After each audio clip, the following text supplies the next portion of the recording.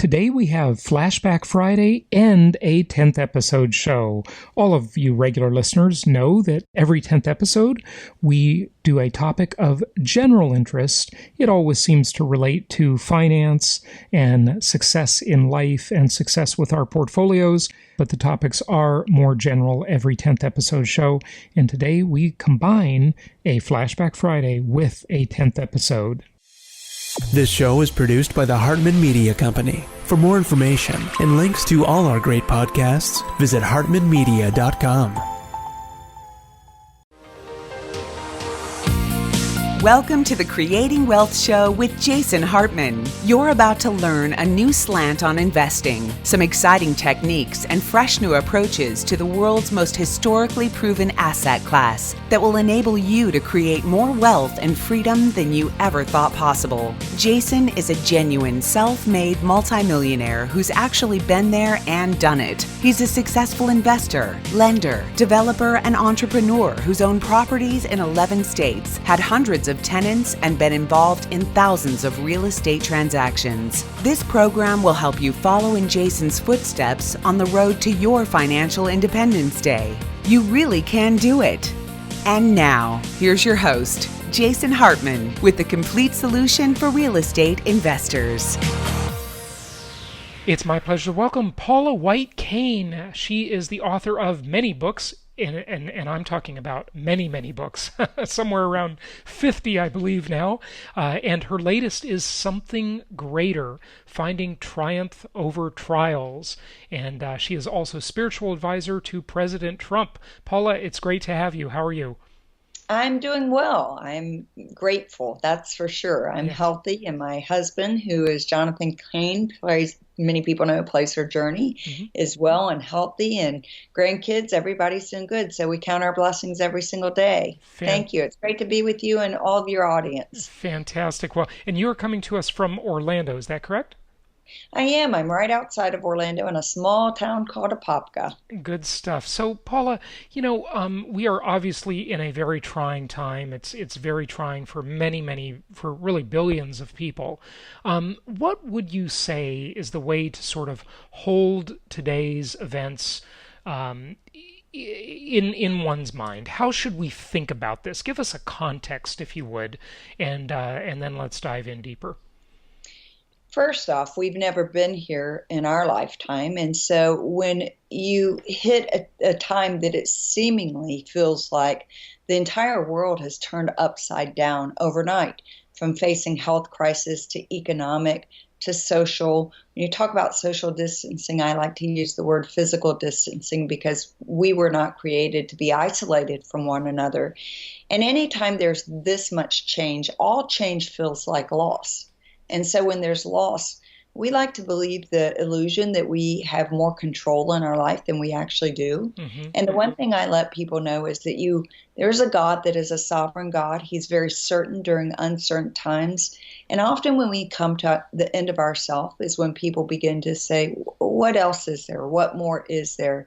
And I want people to know that certainly there's a loving God, a caring God that did not send COVID-19 or things that people have said. I say, not God sent, but always can be God used. And during the most difficult times of our life, God can use that to bring out some of the best of humanity, to help us understand more about ourselves, to live a less stressful and anxious life. I like to call this a divine pause. And it's a time for us to reflect, a time for us to course correct, a time for us to really find that inner strength in that place of faith. Yeah, that's a good way to look at it. It definitely is. What about the mentality, though? Most people will say, well, you're in better shape than they are, maybe, and so it's easy for you to say that, right? Is that a fair statement? And a lot of people are really, really struggling, and they're thinking, pause. Well, sure, it's a pause, yes, but they can't pay the bills. They can't put food on the table. They're lonely. I mean, you talked about the physical distancing, and loneliness was already an epidemic before this pandemic, and now, in the UK they appointed a ministry for loneliness. It's such a big problem. And in the US, we're having this problem too. And all over the world, technology brings us together in some ways, but divides us in others, right? Just any of those issues, take it wherever you want, Paul. Well, absolutely. It's very easy right now. And I will say that I'm in a very good place in my life in the midst of a pandemic like this, but I haven't always been. Mm-hmm. And though we're in a global crisis, a world crisis, my book, Something Greater, is all about overcoming tragedies and trials. Mm-hmm. And my life, I was born into a pretty well-to-do family, but my father committed suicide when I was 5 years old. Oh. Our economic situation changed drastically. My mother, 2 masters and her doctor, became an alcoholic. I was left in the care of people that were very abusive. I was physically and sexually abused from the ages of 6 to 13. I had no relationship with God, had no understanding of church or spirituality or faith. People often think because I'm a pastor that's done a lot of ministry that this has just always been a life for me. My life got off on, my prognosis was not really good. It didn't get off on the best footing. People would look, I've gone through a lot of therapy, been through a lot of help. I've probably read more than 1,000 self-help books and a lot of study in psychology myself. And the prognosis for my own life, the trajectory would have been very different than the outcome. Mm-hmm. And that outcome drastically changed because when I was 18 years old in college, I was chasing a guy. My story always has a guy in it, usually a musician, and I'm chasing this guy, good-looking guy. And it's the summer, and I'm thinking, let's have a summer fling and have fun, etc. Although I would find out God had a different plan for my life. So I literally go to his grandmother's house, double-wide trailer, and his uncle looks me in my eyes and says, I've got the answers to your pain and problems. I've got the solution that you need. And I looked at him very defensively because I was a typical overachiever. And I say, why were you an overachiever? Because when someone experiences the death of a parent young, especially by the hands of suicide, 2 and 2 don't add up to 4.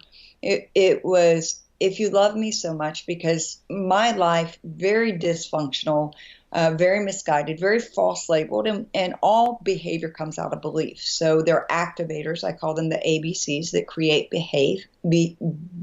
beliefs that create behaviors and consequences. So if I'm the apple of your eye, if you love me so much, why'd you leave me? Mm-hmm. So I dealt with deeper issues than just rejection. Rejection is, I reject you because of whatever. But abandonment is, you feel fundamentally flawed because something must be wrong with me.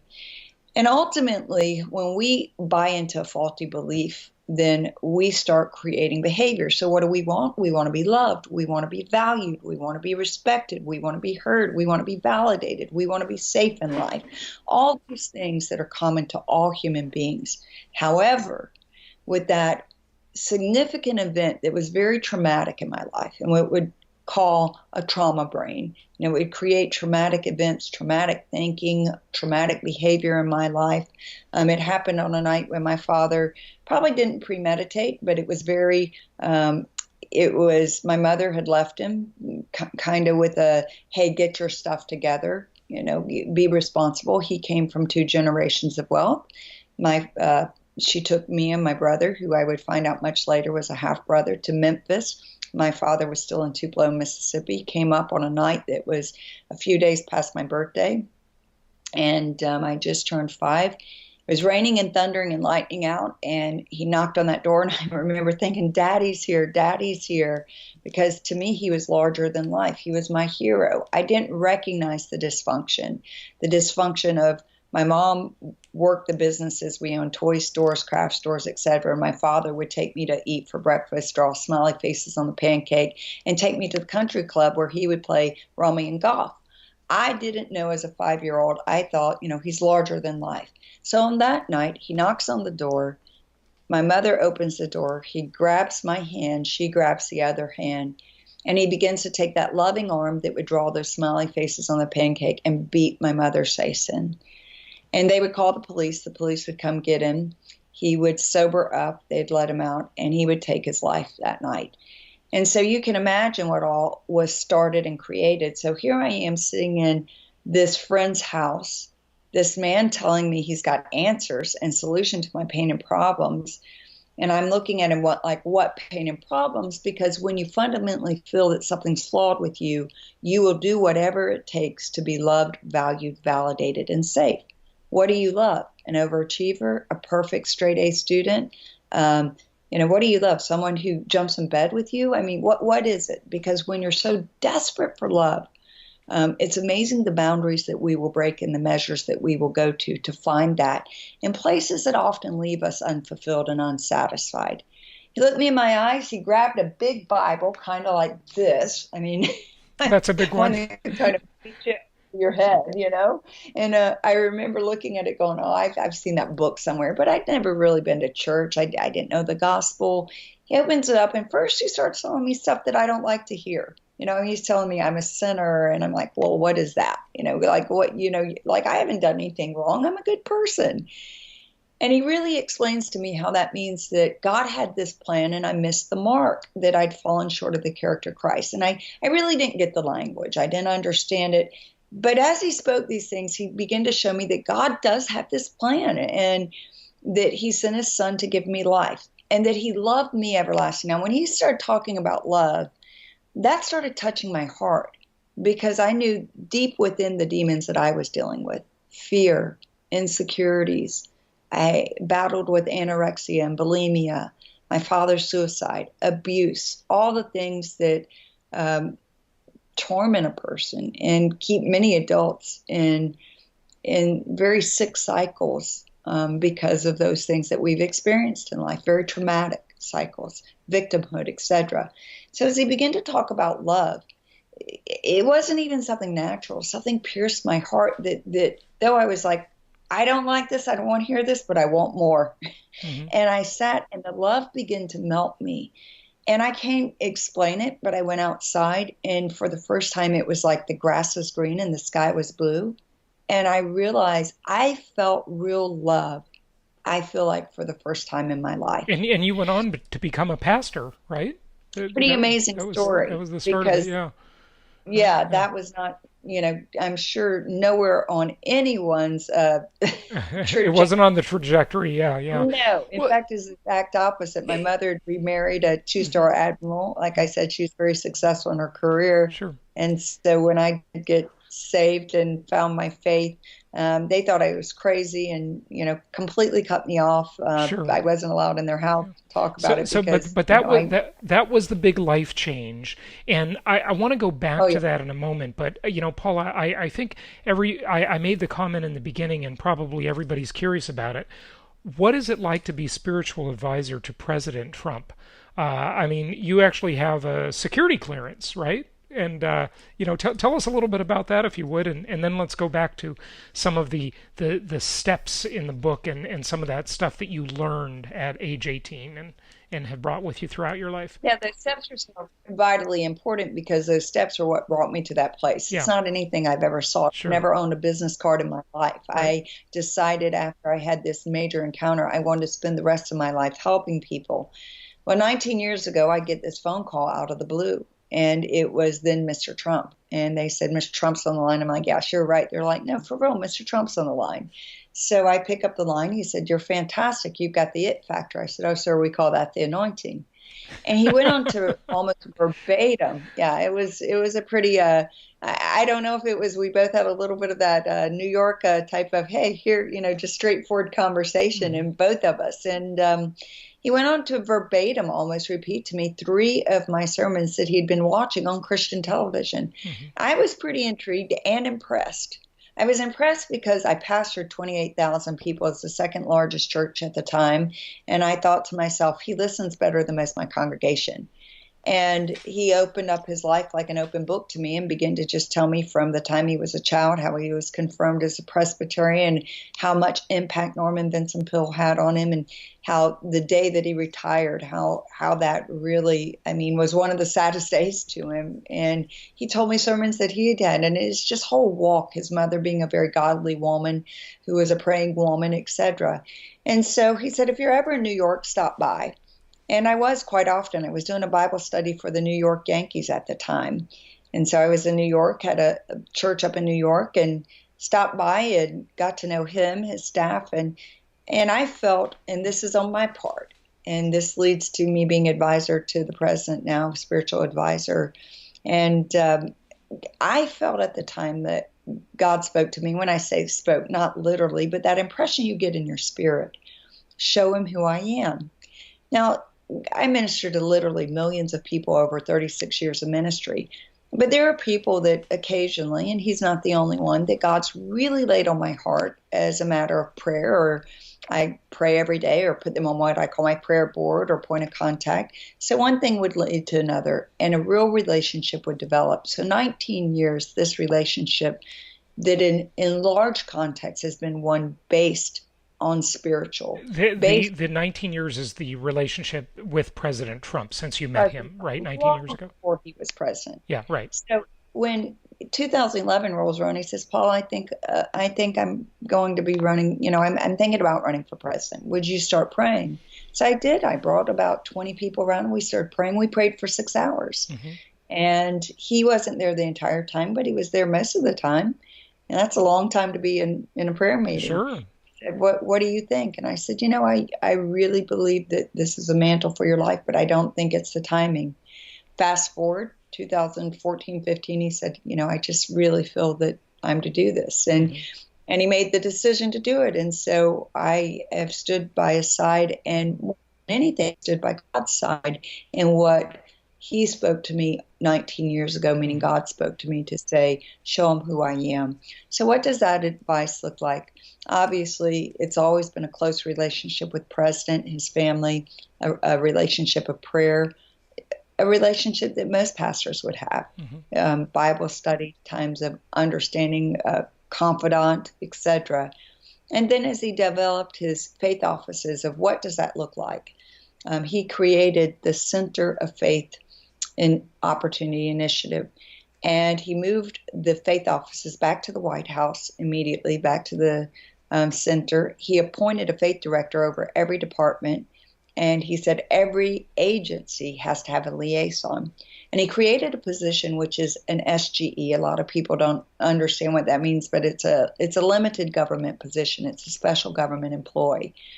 And asked if I would please serve in that role as advisor in the Center of Faith Opportunity Initiative, with 7 main initiatives: alleviating poverty, prison reform, strengthening families. So all the things that you've seen our president do with the religious liberties, from speaking at the UN, Ministerial Alliance, at the State Department, it represents people of all faith. Even through COVID-19, we advise the president on what are houses of worships going through, what is going on. And so this was Christian, this was Catholic, this was Muslim, this was Jewish, this was Hindu. It's interfaith. I get it. Yeah. All people of faith that would say, these are issues that we're facing. And he gets it. He is a man of deep faith. I think a lot of people are surprised at some of the stories I begin to tell. And so advising him for the last several months has been predominantly COVID, right? But it depends on where we are and what we're doing. Paula, I'm not being political when I ask this question, but I'm curious. What would you say to the critics of President Trump that would say he doesn't act very Christian? I mean, we both have to admit, even if we like him, that he says some pretty outlandish things sometimes, right? And I mean, the critics obviously take more than enough shots at him, but I mean, just specifically to his some of his statements, which they don't seem very Christian. Are they just media ploys? I mean, maybe he's the master of the media. I'm not sure, but what do you think?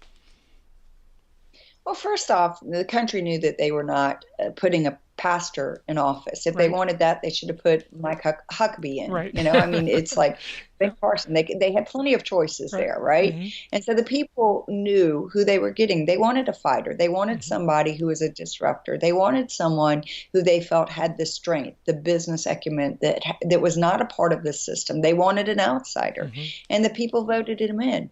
Critics are always going to be there. They're always going Of to be there. course. Whether, I mean, After any, 50% of people think I'm the greatest person on the earth. yeah. 50% of the people think I'm the worst person on the earth. The truth of it is we're never as bad as people say we are. We're never as good as people say we are. So President Trump is going to have his plethora of people. It's pretty amazing, though. I will say that I've watched some people that have become very vocal against him. Those same people standing in his office prior to him being president with his same demeanor, just giving him praise after praise. Politics changes things. By nature, politics is very divisive and destructive. I personally know the man and get to see him up close and personal. I understand how important his faith is to him. And I think people have also seen his demeanor change in many things. I mean, he's a fighter. I say he usually doesn't start the fight, but I certainly wouldn't want to get in the ring with him because he's going to finish it. Yeah.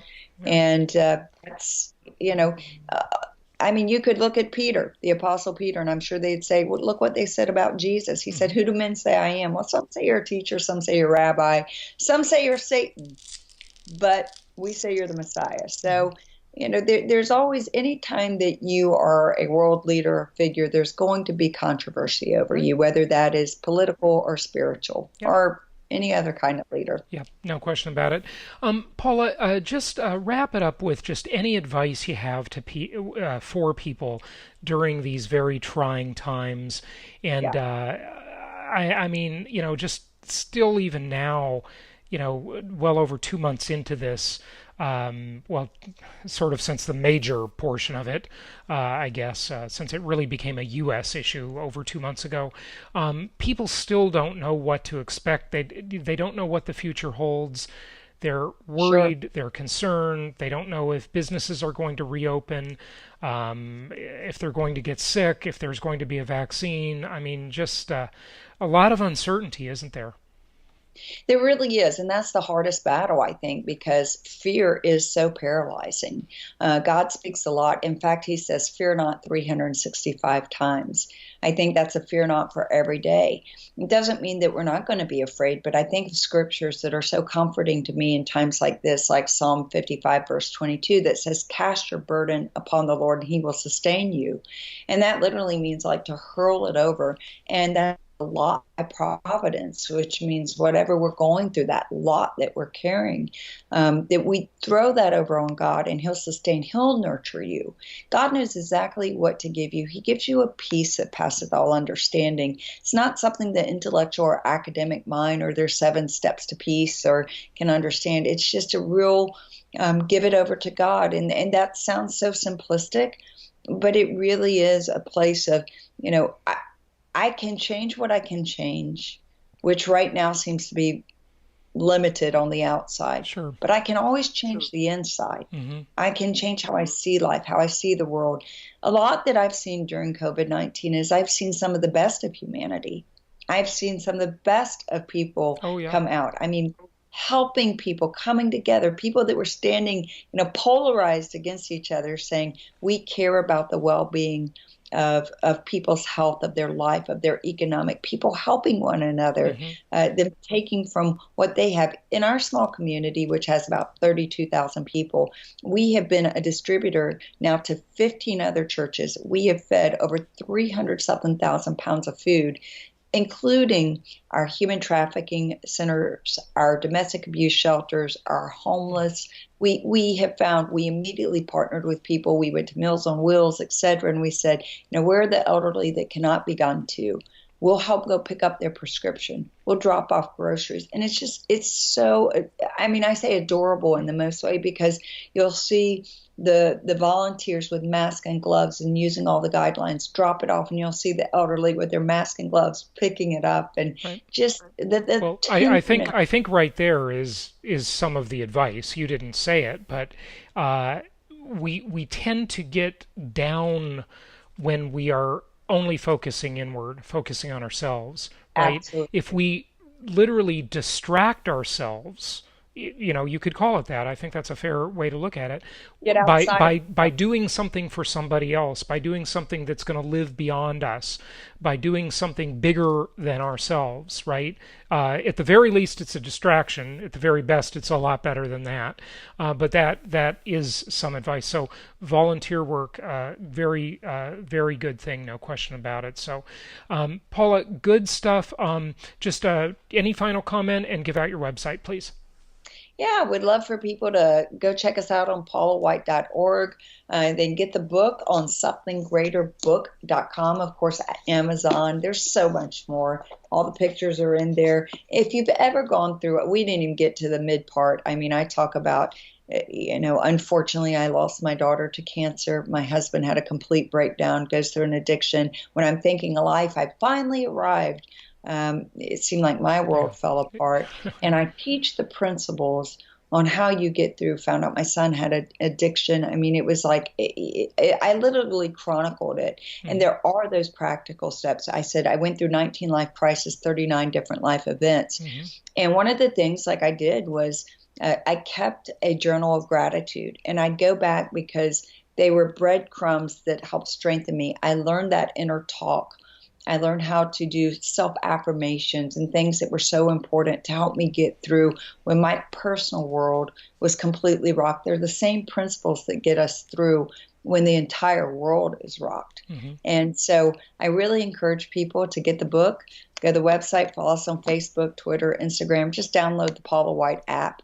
It's got everything there. But it's been great talking with you and everyone listening, and just know that there are so many people praying right now, and prayer meditation is a good way to let all that stuff off of you and get rid of those worries and cares and anxieties. Outsource them to God, because you can't solve all your own problems and the problems of the world. So we've got to outsource some of those. I think maybe that's a modern word for it, outsourcing. Good stuff. I like that. Yeah. Paula, thank you so much for joining us. Everybody, that's Paula White Kane, and thank you. Be well. Thank you. You too. Be blessed. Thank you so much for listening. Please be sure to subscribe so that you don't miss any episodes. Be sure to check out the show's specific website and our general website, hartmanmedia.com, for appropriate disclaimers and terms of service.